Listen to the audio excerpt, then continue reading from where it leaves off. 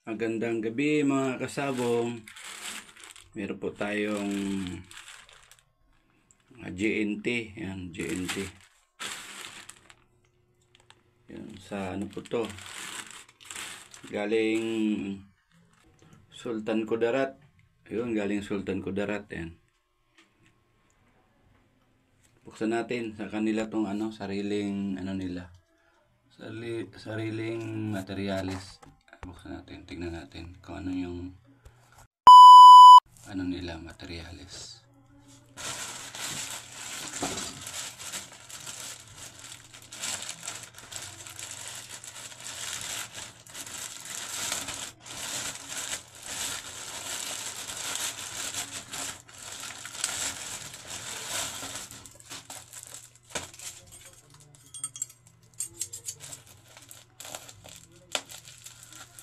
Bago dumating dito, umabot din siya ng 1 week. O mahigit. Parang 8 days ata ito bago dumating dito sa bahay. Yan, sa GNT. Tsaka medyo malayo-layo talaga to kasi Sultan Kudarat. Sa dulo na to, Mindanao.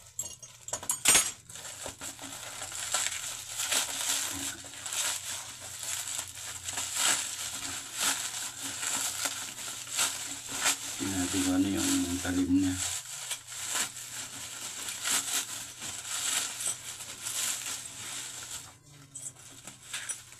Hmm. 2.5. Sa tingin ko kagaya to sa blade ko. To. Ayan oh.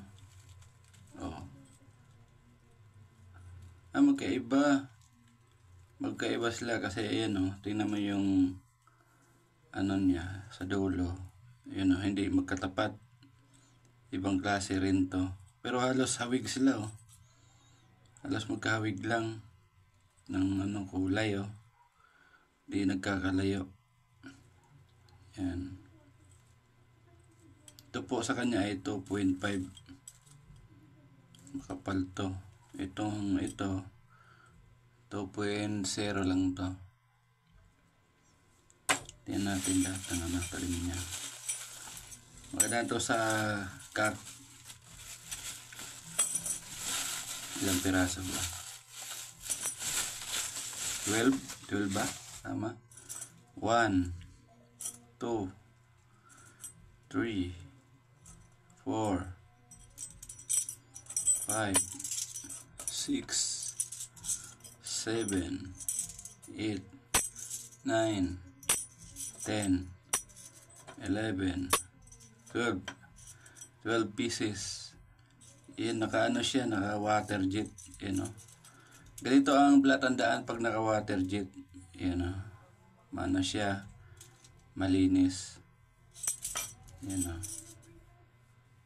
medyo may may pagkaadulas.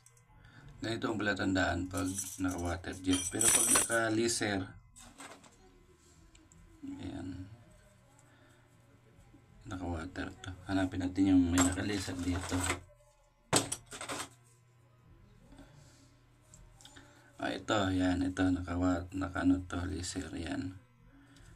Yan, ang naka laser medyo magaspang. Ayan magaspang. Magaspang siya. Ito po isa. Ay, kuha tayo ng kapiraso. Ito, ayan Ayan, magaspang iba. Tsaka matalas-talas yung kanto niya. Ayan, ganito ang palatandaan sa naka-laser.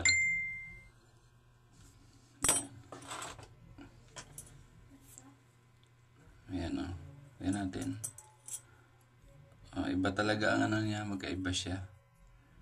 Kasi tingnan mo tong tingnan mo yung dulo niya, ito straight lang. Ito medyo nakahiga. Yan. Nakahiga siya ng ito. Kaya magkaiba sila. Halos, pero yung kulay niya halos magkapares lang From Sultan Kudarat. Thank you sir. Nang marami, yun. Umpisa na natin ito bukas, sir. 12 pieces. Thank you.